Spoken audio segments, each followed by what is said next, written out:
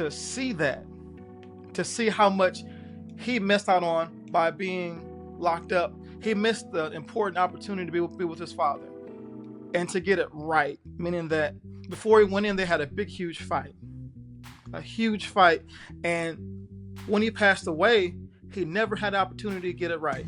And one of the things I want to make sure that we share right now, just thinking about this, whoever's watching this video, whenever that moment is, whenever it is, we have the opportunity, and you have the opportunity to get it right. Good evening. Happy Wednesday, my winners and goal getters. Welcome to another episode of the Getting the Win show. I am your host, Melissa T, the procrastination bully. Today is an interview day. So I had the honor and privilege of sitting down with Dr. Travis Dion Brock, who is the founder of 360 Adjuster Academy. So we're going to get into his story. He was eager to get on the show because he is actually one of our day ones. He's been following the show since its launch back in 2023. And so we connected very recently in Atlanta. So we were able to get on each other's calendar to get on the show. But he is someone with a very intriguing story of trauma and his journey towards triumph. What's beautiful about Travis's story is that he hasn't fully overcome the trauma yet. He is still on the journey and chose to be vulnerable and transparent here on the Getting the Win show to share that journey and the lessons that he has learned. Enjoy the episode. As promised, I have the one and only Dr. Travis Dion Brock in the building. What up? And howdy doody. Howdy doody, man. Thank you so much for being here. I appreciate you being here and, making sure that we made this connection. So firstly, obviously, you know the mission of this show because you've been watching for a while, and I appreciate your support. Obviously, we want to help women who have navigated a trauma or transition find healing through writing their book. And you're somebody that is no stranger to experiencing trauma. So let's start there. Let's talk about what you've experienced and how you were able to navigate your way to healing, or if you're still in the journey, let our audience know where you are in that process. Mel T, before we get started, I want to do this real quick. Mm-hmm. I want to say how much I'm appreciative of you to watch your journey. You actually really super inspire me 1,000%. Because I remember in the mastermind, Dr. Eric Thomas mastermind, when this was a thought, an idea to execution. The first actual video dropped September 30th of 2023. That for me was everything. And to watch you do it over and over and over and over again, and to watch you be obedient to what you said you want to do, from leaving the company that you're working with before to doing what you're doing now. That for me, hey, I give it to you. Good job. That's inspiration to me. So thank you for that. I just want to make sure I do that first because that meant the world to me, and it means the world to me. Appreciate watching it. You from afar. I appreciate that. I appreciate that. No problem at all. No problem at all. One thing that I really love about what you're doing is this. You are jumping in head first and attacking the trauma loops that folks may be going through to help them get off of that loop. But also, too, you're leading by example by sharing your story. So I appreciate that. Again, that's something that's a big deal because, like me, I don't know who else thought this, my story is not that big of a deal. What I went through is not that big of a deal. When in essence that story is guiding someone else's life as well, it's going to help someone else out along the way later on. So I'm excited about this conversation. What's going on, Miss Coach? I'm excited about it.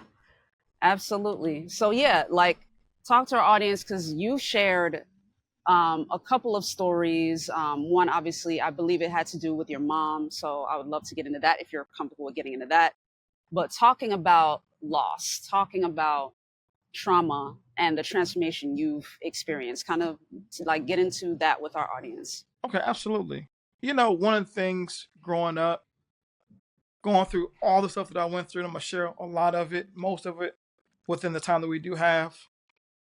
I thought the idea of, I know God's real, I know Jesus is real, but does he love me?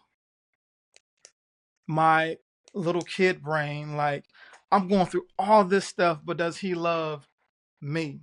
But then as I fast forward the tape 30 years from now, I'm realizing how much he does love me, because one of the things that he's given to me is perspective and a testimony to share to someone else. So going back to one moment in instance that I actually was able to uncover and unbury by going through the idea of healing, and then moving through healing, was back in 1994 when my father passed away. I just remember it was a chaotic scene, chaotic everything for me in my life.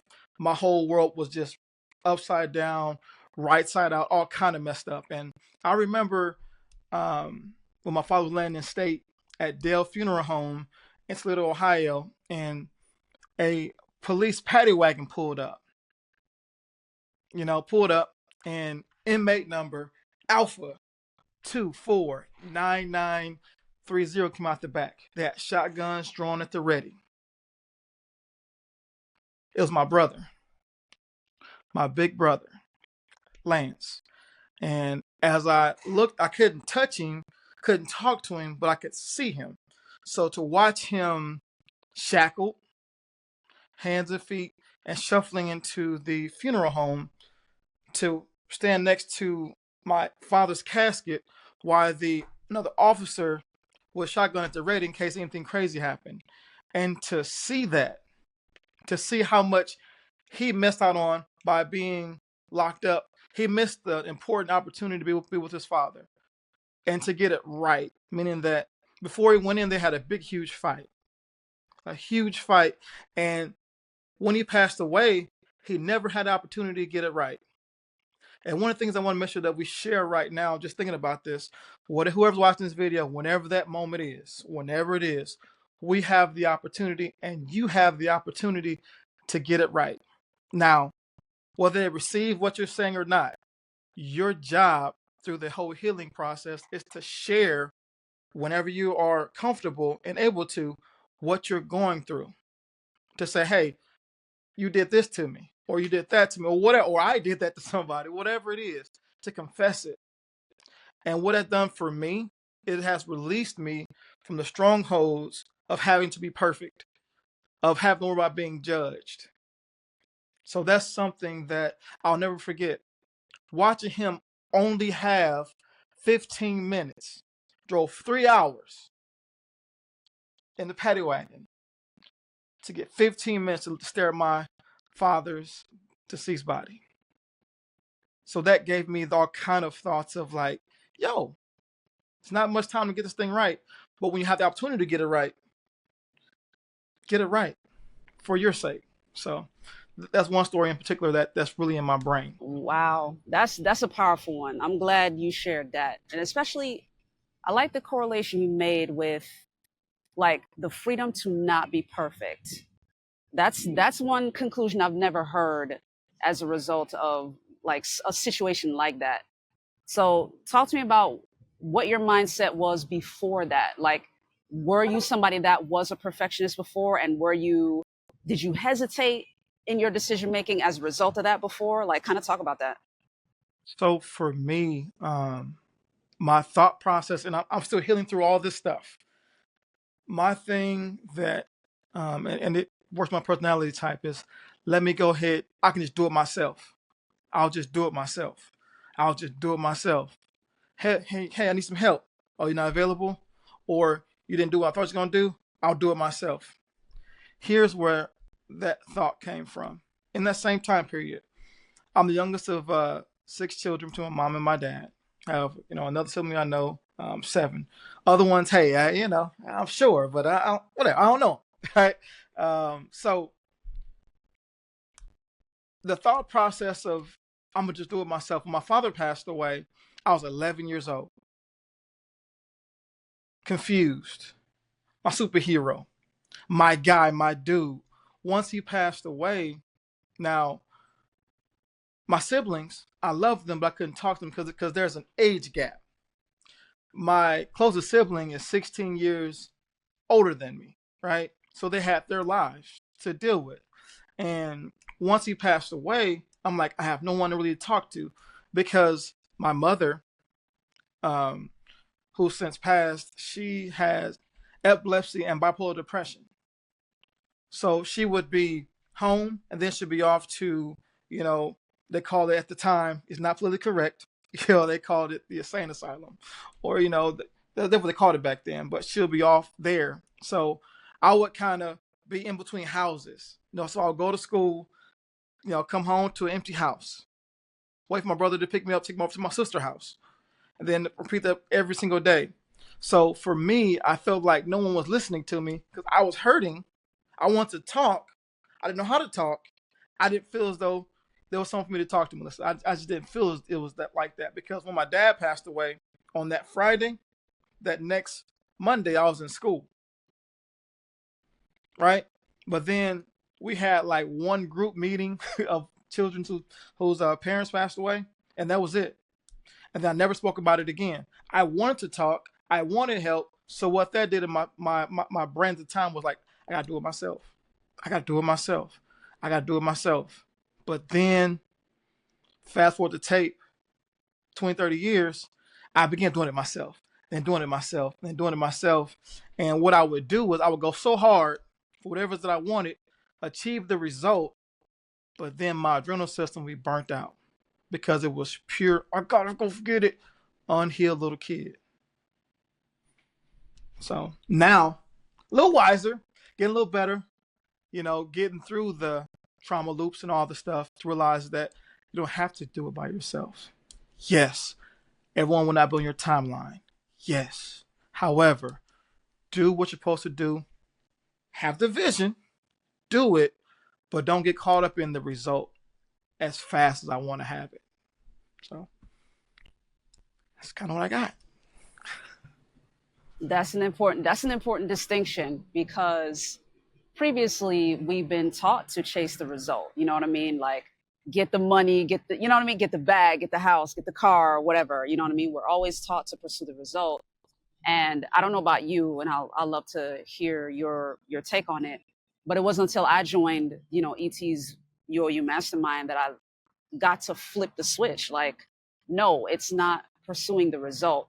Yes, desire it. Like, you have to have a target, but pursue the process. Like, pursue who you become through pursuing the thing. Like, aim for who you will become, not the actual thing that you're going to get. So as someone who is driven, like, you're naturally driven, you're naturally competitive, you move fast, you think fast, you're a guy of vision. Talk about, like, what was the thing that changed your mindset? What was the thing that caused that transformation for you? I'm still transforming, first and foremost. I'm still transforming, still am. Right. and the one of the things that really solidified my brain when it comes to that is I began to think bigger in what I want, bigger in what God was going to do with my life, just thinking bigger. And in doing so, I'm realizing that driven is great, but I can't do it by myself. So I've been trying to do it with other individuals, but I was so broken and so messed up, so, so plugged, so, bound up, that I kind of burn people away. Just now I'm understanding that the aggression is great. However, the plan in which you're going to move is way more important, but you still need to have the drive and everything. So going back to Dr. Eric Thomas, Mastermind, and everything involved, one of the things that I could never forget was going through extreme execution. I went through in 2022. I went through extreme execution. It was right after, what was that, 120? It was in Illinois. It was in Chicago that year. And at that time period, I'm really hurting bad. I'm hurting. I'm like, you're my therapist right now. T, you're my therapist. Your boy was hurting bad. Because in that the 120, like 2 weeks earlier, I lost my twin niece. I call her my twin niece because she was 160 days older than I am. So she's the second woman I ever loved behind my mother. So I didn't know any other life without her 40 years. I just didn't know. And I was just, confused. So At that point in time, I got back involved with going to the Eric Thomas Associates conferences and trainings. So I went to the 120 conference. I don't even remember. I don't even remember the conference because I was in a blur. But what I do remember is this: talk about community, being a part of a group. I remember one hug in particular. That was from Majida. She gave me the best hug ever. She gave me an amazing hug. I'll never forget that moment of like, I had a little tear come out. You know, she ain't, just a little tear came out because I was hurting. But then Mustafa Ghonem came up, Moose, and said, hey, join Extreme Execution. I said, I'll join it. And being there at Extreme Execution, learn about them personality types. Now, I was there, but I was still hurt. I didn't talk. Folks didn't even know I was even there. But I was around individuals who were healing themselves. And who was able to put a framework to personality types. And then also from that personality types, I was able to deduce, okay, this is why I'm acting like this. This is why they're acting like this. But more importantly, I learned more about myself to where I can begin that journey. Now, I'm still evolving, still moving forward with it. However, that was so important to me, getting around a community of individuals who spoke in a way that could talk to me. So that was one of the biggest things for me, to answer your question. That right there. Yeah, and to follow up with that, what unlocked for you once you saw your results? Like when you saw the assessment, you're like, oh, I'm like this and this. Like, what were some things that unlocked for you? Biggest thing was I don't have to do it myself. Going back to the old trauma loop 30 years ago, I don't have to do it myself. It's okay. It's all good. You gotta do everything yourself, my boy. You good. You okay. You can lean on others. They won't let you down. They won't let you down. So that was the biggest thing for me, being able to let go of my fake control issues that didn't really control anything except for my degradation of my brain, of my mental. That's the only thing it did was control my chaos in my head. That's all it did. Yeah, that's good. I appreciate you sharing that part. And for those watching, like Majida is a sister of ours. She's in the UOU mastermind, and as of this recording, she's officially back with us. She went on hiatus and then came back, and we were all like big bear hug. We all virtually hugged her this morning. It was a wonderful call. But I'm glad, I really appreciate you sharing that story. And one of the things, this is a transition into what, like, one of my favorite features about you, which is from the first day I got in that mastermind, I noticed you have a tendency to build other people up. So I really appreciate you sharing the trauma that you experienced before and what you're doing now, especially with the drum that you're beating about not doing things alone. Like, I really love the fact that you are willing to help others succeed, and you cheer people on. Like those of us in the mastermind, you're like, yeah, you know what I mean? Like you're like, you're everybody's cheerleader, which is awesome. So kind of talk about like what that does for you, both in your business and, just being in this community, like being able to cheer people on, using those lessons, using that force of not doing things alone. Talk about how you're applying that in the mastermind and in your own business. So when I think about that question, my answer goes right. My brain goes right to this: when you guys win, I win. Like I win all day long. Like because God gives me the ability to say, "Hey, man, what you doing? You good? You all right? So and so is going through this, but they did that. So you guys give me that that testimony." But also, too, it just feels good to cheer you on and watch you succeed, because I understand what it takes to do what you want to do. I hear the stories. I understand that it's not a simple thing. I understand that. I understand that it requires some effort, and then go through some kick in the head, then go through some, oh, it hurt. Okay, I got it. I thought I had it. I don't have it. I got it. What am I doing? Am I crazy? So I cheer on someone who's pursuing toward the thing in which they said that they want and what God's given to them. I cheer that person on because it's so simple and so easy to say, no, I'm good. No, I'm good. Now I'm good becomes that thief of what God told you can have. That now I'm good.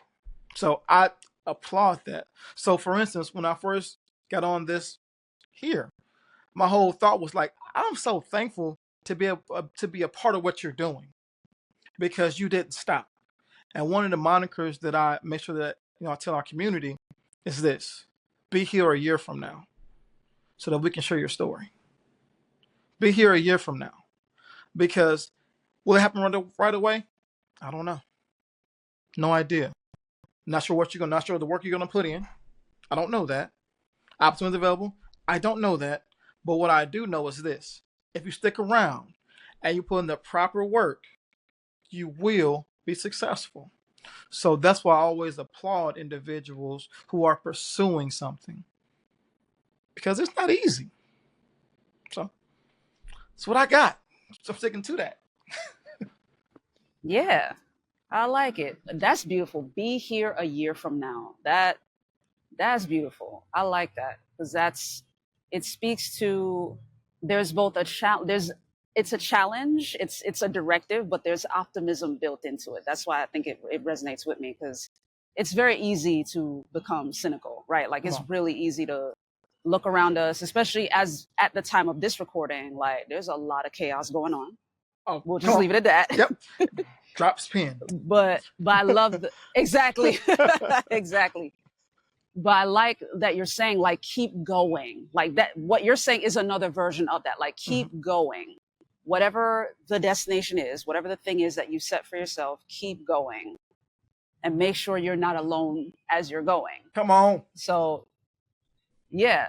So to that point, I wanted to ask you, since you've now made the commitment to not do things alone, who do you have in your corner? Is it a friend? Is it a family member? Is it a spiritual leader? Like, who are the people that you are now making sure to have on your right hand and your left as you keep going? People that's been there. The UOU mastermind. They're in my corner. I may talk to everybody. I may not. But let me tell you why that's a big deal. Because I understand that there is a financial investment people make. Not the easiest investment in the world. However, I know that they're investing for a reason. They're investing for their future. So when I hear the story, going back to hearing the stories. So when I hear the stories, that's a pushing. That's a I'm talking about. Makes me feel like I can keep going. Here's the next story. I feel like I can keep going. I hear LD talk. I can keep going. So that's something that's a huge deal for me. So I'm not sure who's listening right now, and whatever it is that you do, find yourself a community of individuals who speak your language or language that you want to speak and that rock with you and that are pursuing towards something, whatever that might be. So that's something that's huge from having the UOU mastermind in my corner is a big deal, because one of the things that happens is this: I'm able to go see people. Like I was able to see Binyan in Nashville, saw Jeremy in Louisville, I was able to see Demias in Virginia. So whenever in FCU in Atlanta, able to see the individuals, touch them. They're real people making real change and making real money too. So that's a big deal for me. That's something that keeps me going in my corner.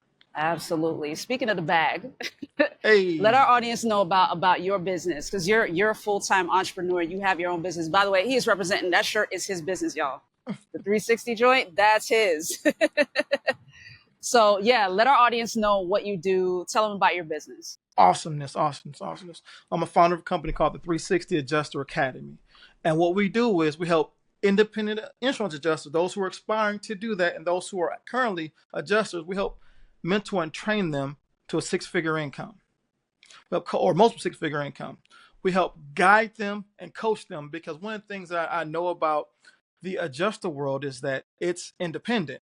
And there's not a lot of communities that I've noticed out there who care about the totality of the adjuster, meaning the 360 aspect of it. Not just the financing, because finances is great. Finances off, you're going to make the money. Sweet. But what are you going to do with the money once you get it? Are you going to take that money, get a food truck? You're going to take that money and the apartment complex, what are you going to do with that money? Also, too, you ain't making a whole lot of money, but how's your credit? That's great, but how's your credit? Okay, you make a lot of money, but how's the relationship that you have with people and your marriage? So I want to make sure that we take care and look out for the individual in totality, the 360 effect. So that's one of the things that we do is we help people to get licensed from the beginning of their journey all the way through their first deployment. They're getting making their money to where they're the mentor. Because there's so many opportunities that I'm so excited about taking this bad boy to the school districts, taking it to, prison systems, taking it to the foster care systems, because everyone's not going to go to college, and that's okay, totally fine. However, there's avenues for individuals to be able to get a trade and create a whole lot of income for themselves to take care of themselves. So one of the things that's so important to me, I know I jumped, but my brain, I guess before I forget, is our brothers and sisters in the prison system. You're not forgotten. I just believe this to be true. If my brother would have had an opportunity like this, had this kind of opportunity, I like to believe that he would make better decisions. I don't know if this to be true or not, but I like to believe that. So one of the things that's so encouraging for me is to be able to serve the individuals and look out for someone who's praying for an opportunity like I was. That's beautiful. That's beautiful. Thank you for that. I love that, in talking and what you just shared with the prison system and that connection to your brother. I love the idea that you are essentially leveraging a loss and turning it into purpose. So for the folks watching, what would your advice be if they've experienced the trauma, if they've experienced the loss, if they have a loved one that they don't really have access to like that? What are some ways that they can leverage that into purpose in their own life? So going back to what I said in the very, very beginning, I did not think that God loved me. I didn't think that he cared about me. I just didn't believe that to be true.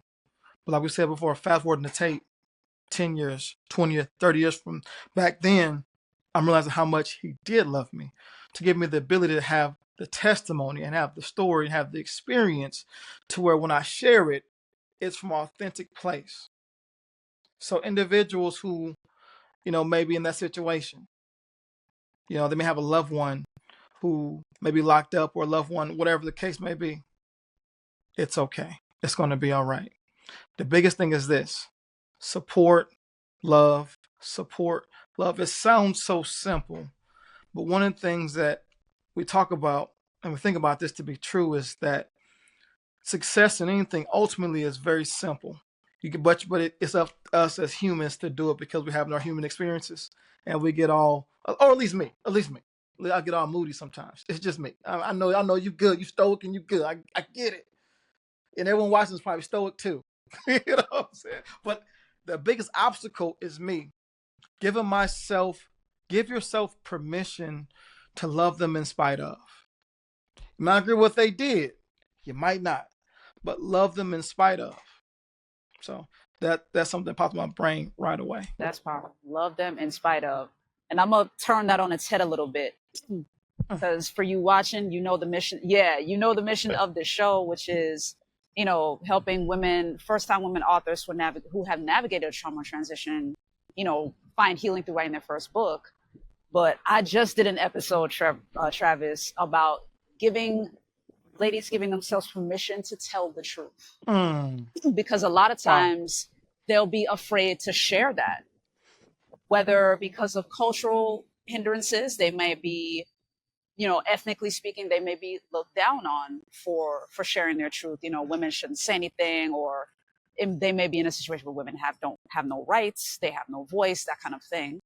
Or some cultures, it's like, don't talk your business, mind your own business. You know what I mean? Don't start none, won't be none, that kind of thing.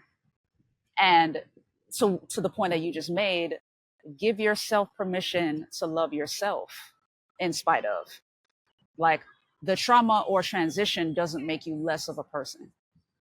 It actually made you more of a person because you either added a layer of knowledge or you uncovered a layer. You learned something about yourself you didn't know before. So I want to make sure to to land the plane like that, because that you did that, bro. Like that was fire. You know, So as you I were talking, appreciate I you was for like, that. oh my gosh, I have so much in my head. I'm relaxed. But I'm thinking about like, just I love what you're doing. You're giving women in general, women of color, opportunity to share their stories, because they're like you alluded to earlier. There's so many times they want to share, but that truth requires some soul searching sometimes, man, because it's so bottled up in that traumatic moment. That little kid is like this. I just want a hug, acknowledge me. But that little kid never got that, and it's still waiting on that. The little kid's still waiting for the person to say, "Hey, you acknowledge me." And once the person acknowledged, everything opens up, and they become a brick house, powerhouse, whatever kind of house it is. It becomes strong. So, I love that. Absolutely. And as we wrap up here, let everybody know where they can find you. Oh, absolutely, for sure. You can find me on all the social media platforms at Dr. Travis Dion Brock. That's Dion. Dion Brock on all the social platforms. Come hang out with me a little bit. Absolutely. Dr. Travis Dion Brock, ladies and gentlemen. Thank you so much for being here. I The body roll. appreciate you. The body roll. Exactly. Listen, y'all. Listen, the body roll, man. He was doing that from since I've been in the mastermind. He's been doing that. But thank you so much for being on, Travis. I appreciate you. Thank you. Hopefully you found that interview beneficial, and trust me, there will be a part 2. I promise you I'm having Travis back on here, because there was so much more that he and I wanted to get into, and we definitely will.